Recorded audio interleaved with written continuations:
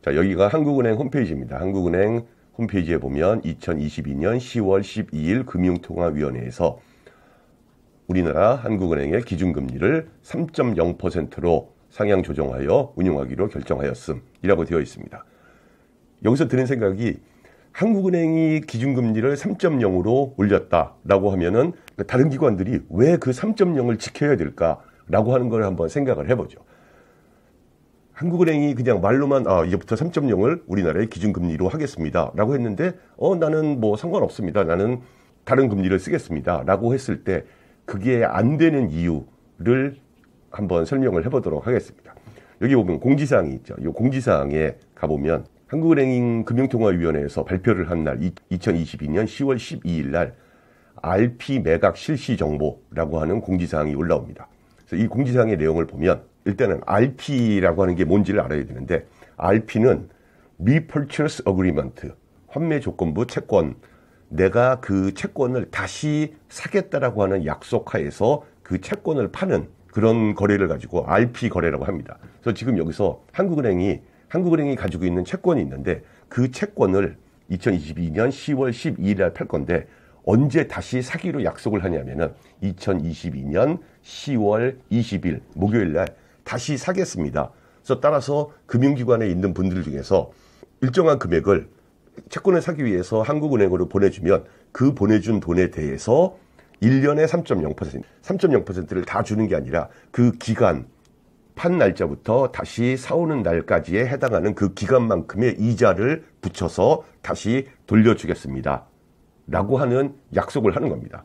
그리고는 입찰 일시를 보면은 2022년 10월 12일 2시 30분부터 2시 40분까지 딱 10분 동안만, 그러니까 이 채권을 판다라고 하는 거는 이렇게 생각하면 됩니다. 금융기관이 한국은행한테 돈을 빌려주면 지금 여기에서 20일 날 다시 돈을 돌려주는데 연간 3.0%의 이자를 보장하면서 빌리겠습니다 라고 약속을 하는 겁니다. 그리고는 약간의 시간이 지난 후에 다시 공지사항을 가보면 여기에 RP 매각 실시 결과라고 하는 공지가 올라옵니다.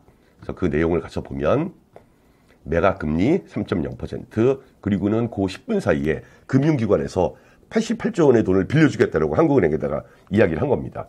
연 3.0%의 금리로. 그래서 한국은행이 그중에서 적절한 금액이라고 생각하는 금액만큼만 22조 원을 한국은행이 일반 금융기관으로부터 돈을 빌리고 그리고 그거에 대한 담보로 한국은행이 가지고 있는 채권을 줍니다.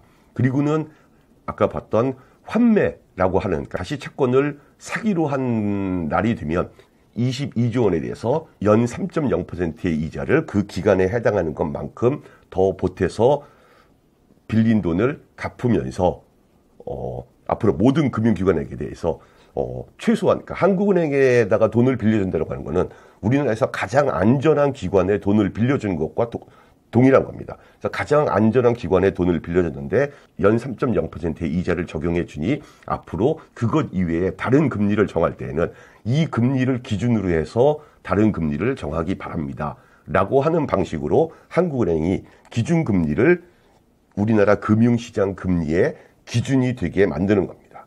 그 금융기관 입장에서는 사실은 대출을 해줄 때 3.0을 꼭 지켜야 하는 의무는 없습니다.